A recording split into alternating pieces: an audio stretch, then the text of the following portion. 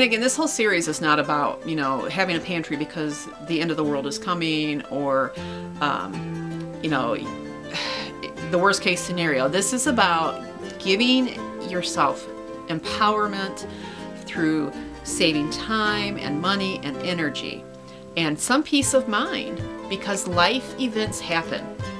Life happens, and sometimes you get things happen and you get in a bad situation, or things happen and it's beyond your control, and what do? So again, it's empowerment.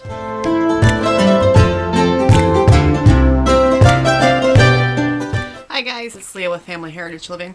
I wanted to do an second installment on the pantry video that we did, oh my goodness, it's been about a week ago. Really good responses from it. People gave us some really good insight and thoughts of their own and asked some good questions. There was a couple of questions that I thought would be really great to answer on this particular video. One of the questions was, how do you know how much to put up? How much do you know how much how do you know how much your family is going to need? And that obviously is one of the first questions that everyone should ask themselves once they decide to do a pantry. Besides writing down what you would need in it for your family to eat. And again, as I discussed in the previous video, it's really going to depend on how you eat. Are you eating processed foods? Are you eating, canned foods, or are you cooking from scratch? For us, I can only give the example of what we would use typically to know how much to put up. So for an example, if I know for sure that I'm going to make at least 2 batches of bread a week, and each batch is going to be between 8 to 10 pounds of flour, then I'm going to need to plan on at least 16 pounds of flour for bread alone. Now, you have to understand that sounds like a huge amount, but it's really not. Especially, let's say like an average family goes to the grocery store, a family of 6, how many loaves of bread are they going to buy from the store? Probably about at least 3 to 4 for toast, for sandwiches, whatever else may come along in that genre.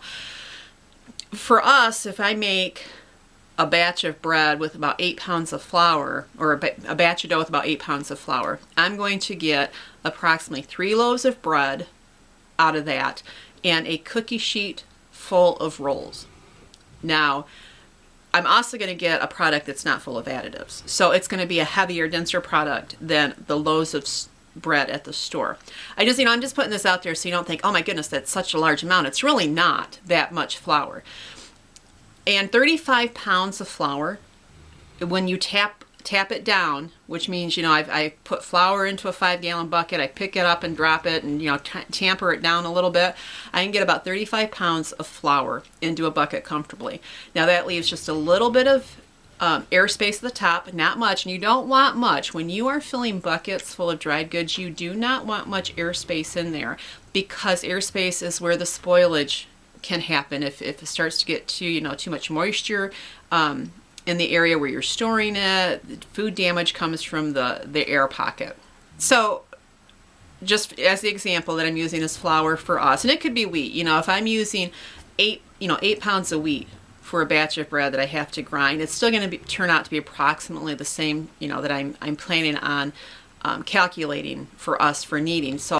So 8 pounds of flour, using it twice a week on a 35-gallon bucket. The bucket's going to last me approximately 2 weeks. Now that doesn't calculate into anything as far as like, what if I'm using flour for something else? What if I'm going to make biscuits once a week? Or for us, we have a weekly, one night a week where we get a treat. And so I'm going to have to calculate into there, am I making a cake? If I'm making a cake, I'm going to plan on using about 3 cups of flour a week. Or if I'm making cookies, it all averages that out about the same. So then I have to calculate how far in advance do I want to have food storage. And again, most of the time when people are starting off with no food storage, it's overwhelming, because sometimes it's just hard to get daily food on the table. So don't overtax yourself. Simply go for a target area, target goal. Let's say you want to have a week's worth of food besides your, the regular week that you grocery shop for, or however often, you grocery shop. But you want to have a week's worth of food in reserve. So if anything happened that you could not get to the grocery store, you were able to eat. That can seem overwhelming price-wise, but eventually, once you get into the cycle of things, it starts to become second nature.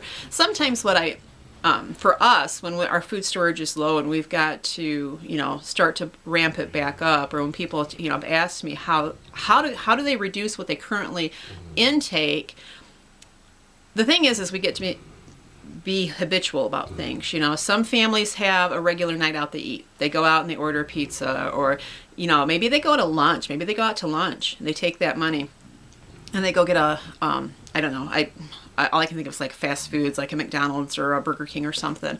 Or, maybe they go to a more expensive restaurant. So if you start to look at how you're spending your food money right now, and you say, you know what, this food storage is pretty important to me, I really want to give it a good try, then think about ways that you can reduce your current output towards your groceries. Maybe instead of going out to eat at lunch, you pack a sandwich instead, or you take a bowl of soup, or something that maybe it's going to only cost you half the amount that you would normally spend on your lunches. So then you take that extra money and you just apply it to your pantry groceries. And eventually that adds up a lot quicker than what you realize. The thing to do is if you don't stay focused on your pantry, if you start to use the items in your pantry,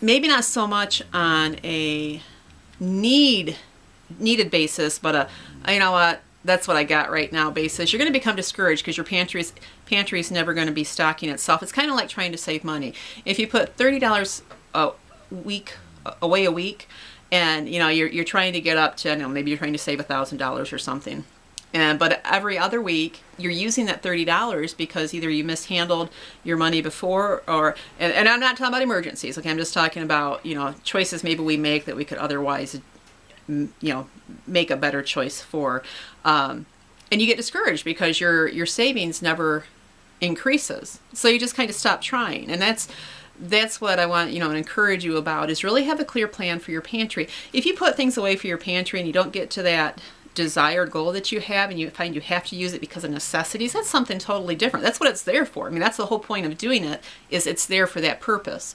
But sometimes in order to get to the final goal, we have to make some sacrifices. And that goes back to, maybe we're used to eating out. Maybe we're used to having, maybe we treat ourselves to a steak once a week. Well, maybe the steak needs to be changed to a hamburger in order to reserve that money for a while.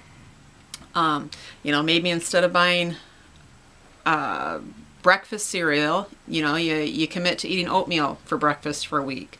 There's different ways to get about this to get that end goal, but it's being focused on that end goal and keep striving for it, and know what the goal is. So you plan ahead. Someone had pointed out in a comment, you need to make a list of what you eat, and that's absolutely true. If you don't make your list of things that you're going to eat, and if you're buying from scratch, knowing what you can do with those items, especially if it's new to you, you'll kind of get to where you go into your pantry and you find, you've got all flour, but you don't have any baking soda or any yeast to utilize that flour with, or you don't have any stock or chicken broth so that you can make some dumplings or something with. So it's kind of getting a feel there. And again, the importance of pick how you're, if you're ready to make a life change with how you're eating now, and you're ready to start a pantry, now's the time to really do it, so that when you have finalized that change in your eating pattern, your pantry signifies that. So now you're not stuck with all the processed food that you have learned to eliminate. Just a little tidbit there to think about. So how can a pantry save you money? First off, one of the best things about having a pantry is once you've got your pantry built up and you're using it for the reasons you're supposed to use it, you will find that it gives you control of your money. Meaning that if let's say your regular cupboard, eating cupboard is reduced, and you're just wanting to wait for some good sales, you can then revert to your pantry, rotating it as you should anyways, but you have the power to wait for the sales to come on. Maybe you're out of this or that, instead of having no choice but to go purchase those items at full price.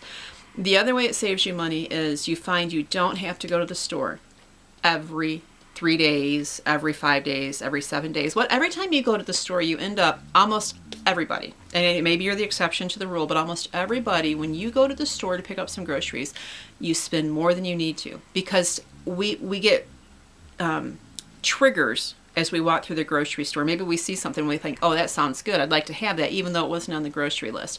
Or maybe you go to the grocery store and you think of something that you've been wanting to look at that you normally wouldn't have just stopped to look at. And you think, okay, you know what, I'll go ahead and grab that. And before you know it, you've spent additional money that you normally would not spend if you would have had a stock pantry, and your grocery trips are reduced. So now here's the third way it's going to save you. It's going to save you in time.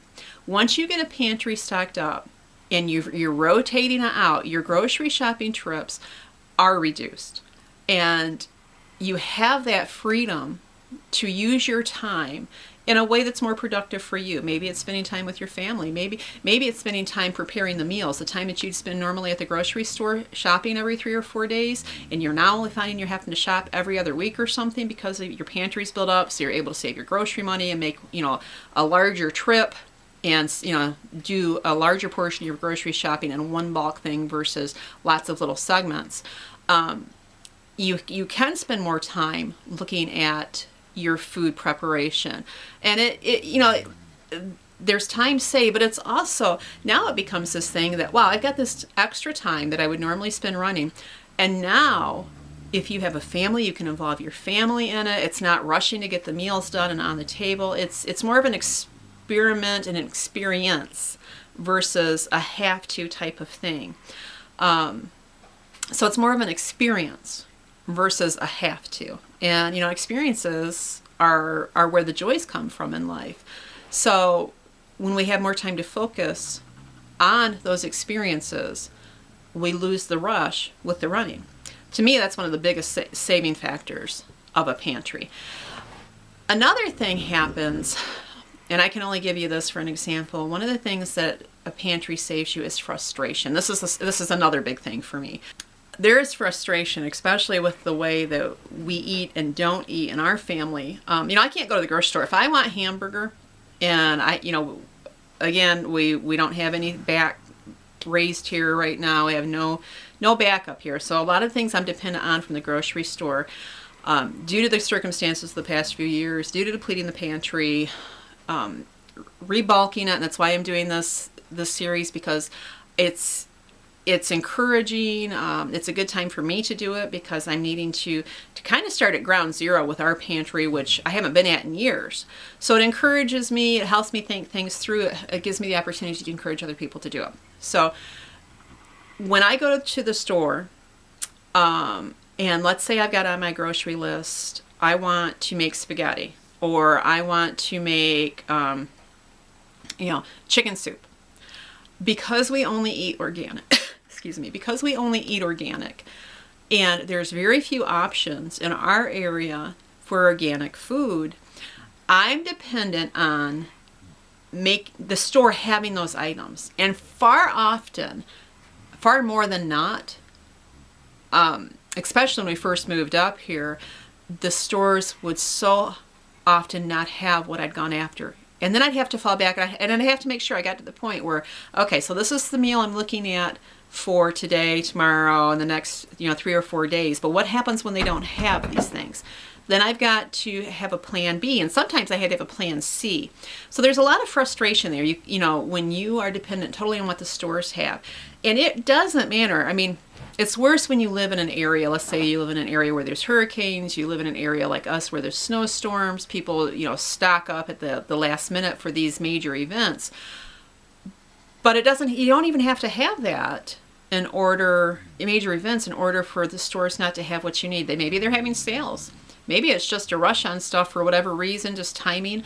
Or maybe the products that you go after are minimal. So again, there's an empowering thing when you plan ahead for your pantry that empowers you to have more control of when and what you eat. And when you don't have the pantry, it aids in frustration. And when you have the pantry, it reduces that frustration. And it's a big thing. I mean, most of us spend our life, and when you get older, you realize that life is made up of stress, and the more you allow it, the stress can build. But when you take control of it and point trigger problems, then that stress is reduced. You know, it's gaining control in areas that we feel as a society that it can't be changed when things can be changed. And again, this whole series is not about, you know, having a pantry because the end of the world is coming, or you know, the worst case scenario. This is about giving yourself empowerment through saving time and money and energy and some peace of mind, because life events happen. Life happens, and sometimes you get things happen and you get in a bad situation, or things happen and it's beyond your control, and what do you do? So again, it's empowerment. And one of the things that we have done as a society, especially in the past 80 years, is we've disconnected ourselves from food. We have allowed to give the empowerment of knowing our food over to manufacturers. And maybe there's some good manufacturers out there. I'm hard pressed to be able to specify that, you know, these manufacturers care more about my family's health than they do about the bottom dollar. They're not in it for my family's health. They're in it for the bottom dollar, which is what most businesses are about. I mean, you occasionally get the small mom and pop chain, and occasionally there is a big chain out there occasionally that, you know, they really care. They want that persona. They want you to know that they're putting you first. The bottom dollar's still there for them. That's what they're in business for. But most manufacturers are there just for the bottom dollar. The pantry deal, whether you garden, raise animals or not, a pantry is just a good idea. But I am an advocate for raising as much as your own food as possible. Whether you live in an apartment, which you can raise food in an apartment, or whether you live on, 1,000 acres, it doesn't matter. Whatever we can produce on our own allows us to know what we're feeding and put our family, what we're putting on the table. Sometimes that's not always possible. Sometimes life doesn't always allow that luxury. And that's why, I just want to encourage everybody at wherever you're at and how you get your food, to move forward and think about, where is your food coming from?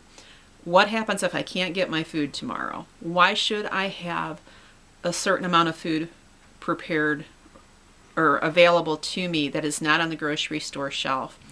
So, but also a pantry is an opportunity to bless others. People are down on their luck all the time, and they can be up one day and down the next. I mean, it can happen to anybody. And when you have a resource of nutrients, sometimes you're able to bless others that maybe they're down on their luck. Maybe they just need a little extra oomph for the week. Maybe something major happened for them and they don't have that luxury of a pantry. So it's also an opportunity for us to give back when we think of our own family and we put those things away to protect them. We can also help protect or bless others by using our pantry to watch after them when need be. And we had a viewer remind us of that. She was talking about how she has been able to use her pantry as a blessing for others, and it's true. It's an enormous thing to be able to do. It's a good feeling to know that you can help in that way, even if you can't help financially sometimes, but to be able to help somebody feed their family, for a while. So anyways, that's installment 2. One more thing I wanted to throw out there too, for people that want to stock in bulk in Whole Foods and don't know where to get a good quality organic. Someone had asked me, where's a good bulk store for organics? And it's hard because of our, the U.S. is so vast. So in our area, there's a store down where we used to live. I believe it's Country Line. I always confuse it. Country Life, Country Line, bulk store. They are in Pullman, Michigan. And I'm going to throw this out here. I've talked about them before, and I've had people say, well, are you affiliated with them? We get nothing from pushing them, okay? All I'm saying is this is a great place. It's helped our family out because it's a high quality, you can get high quality organic foods. They also have non-organic, so if you're not into organics, you can still save a lot going to them and buying the non-organic flour, or they have rice and beans. They have all types of dry goods. It's amazing. They're on the web. I will put their link below. The thing about this particular store is in a certain regions of the U.S., they will deliver. All right, they do, many states they do once a month. We are in the same state as them, but because we are so far away from them, they only deliver to our area every other month. So that means that if you're going to purchase through them, and they don't charge for delivery, you just have to purchase a certain amount. I think it's a minimum of, like, used to be $400, but you'd find it on their website, the exact amount you'd have to purchase. And they deliver for free. I think also, and I'm not 100% sure, but you can check it out on their website. I do think that if you don't want to order the minimum amount, they will still deliver, but they then charge you, and I don't know what that is. And again, I'm not 100% sure. They used to do that, and I don't know if they still do. For us, lots of times we will go ahead and just order, what we need at that time, because always lining it up to have them deliver every other month does not work. And I'm going to give you an example, the same example I used in another video. We get our golden white flour from them. At a local health food store in our old home down in southern Michigan, that flour was $2 a pound. And that's if I bought it in bulk. So it was $100 for 50 pounds. This particular store in Pullman only charges $1 a pound. So it's $50 for 50 pounds. And then if I pay for shipping, it's $20 for UPS. And that's pretty standard. That's not like they're making any money on the shipping. So I'm still paying $30 less to have them ship it to me from Pullman, the Country Life store.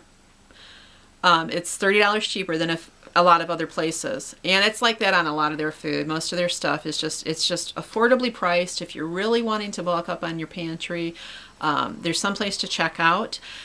So if you don't fall in the region where they deliver, and I think it's like Wisconsin, Minnesota, Illinois, Ohio, Michigan, and that areas where they deliver, if you fall outside of that region, it's still economical to have it shipped compared to other health food stores if you're wanting that same price. And you have to do the math as far as like the non-organic stuff, but it's a great place. So I encourage people to check them out. All right, so for today that's it. Next time we'll try to touch on storage containers. We'll touch on maybe some ideas for things that you should not forget to put up for everyone in your family, not just your kids and yourself, but don't forget your pets. We'll touch on based on that and how is the best way to store those items. So we hope you have a great day. God bless.